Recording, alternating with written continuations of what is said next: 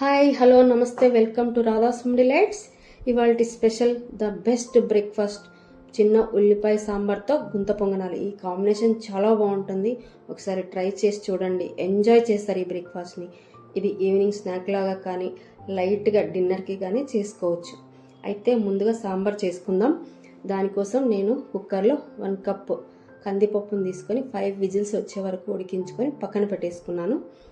అలానే కడాయి పెట్టుకొని కడాయి వేడైన తర్వాత 3 టేబుల్ స్పూన్ ఆయిల్ వేసుకొని ఆయిల్ వేడెక్కిన తర్వాత 1 టీ స్పూన్ పోపు గింజలు, 4 ఎండుమిరపకాయలు, కొంచెం కరివేపాకు, కాస్తంత ఇంగువ వేసి బాగా కలుపుకొని 1 కప్ చిన్న ఉల్లిపాయలు, 4 పచ్చిమిర్చి చీలికలు, చిటికెడు పసుపు, 1 టమాటో ముక్కలు, కొంచెం వాటర్ వేసుకొని టమాటోని మగ్గనివ్వాలి.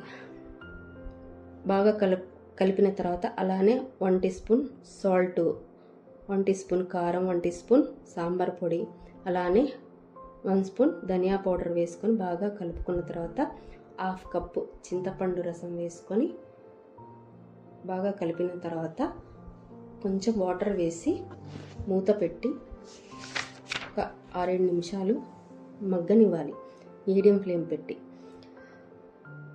మూత తీసి బాగా కలుపుకొని ముందుగా కుక్కర్లో ఉడికించుకున్న కందిపప్పును వేసి కొంచెం వాటర్ కూడా వేసుకొని మరో ఒక 5 మినిట్స్ మరగనివ్వాలి. బాగా 1 టేబుల్ స్పూన్ బెల్లం వేసుకున్నాను నేనైతే. ఇది ఆప్షనల్, మీకు నచ్చితే వేసుకోవచ్చు.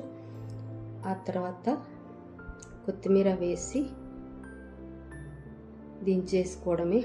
గుమగుమలాడే చిన్న ఉల్లిపాయ సాంబార్ రెడీ. పొంగనాల కోసం దోశ బ్యాటర్లోకి 1 కప్ చిన్నగా తరిగి పెట్టుకున్న ఉల్లిపాయ ముక్కలు, అలానే 4 పచ్చిమిర్చి ముక్కలు, 1 కప్ క్యారెట్ తురుము, కొంచెం కొత్తిమీర తురుము, అలానే కరివేపాకు తురుము వేసుకొని 1 టీ స్పూన్ సాల్ట్ వేసుకొని ఇలా కలుపుకొని దోశ బ్యాటర్ని రెడీ చేసుకోవాలి. అలా స్టవ్ పైన పొంగనాల తవ పెట్టుకొని అలా వేడి అయ్యాక అందులోకి కొంచెం ఆయిల్ వేసుకొని అన్ని వాటిలోకి ఆయిల్ వేసుకొని ఆయిల్ వేడి అయిన తర్వాత దోశ బ్యాటర్ని ఇందులోకి గరిటెతో ఫిల్ చేసుకోవాలి. ఇలా ఫిల్ చేసుకున్న తర్వాత మూత పెట్టి మీడియం ఫ్లేమ్లో 1 నిమిషం అలా వదిలేయాలి. తర్వాత మూత తీసి పొంగనాలని ఒక్కొక్కటిగా ఫ్లిప్ చేసుకోవాలి. అలా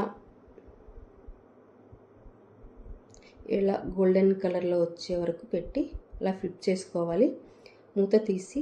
మూత పెట్టి మళ్ళీ మరో 1 నిమిషం పాటు ఫ్రై చేసుకోవాలి.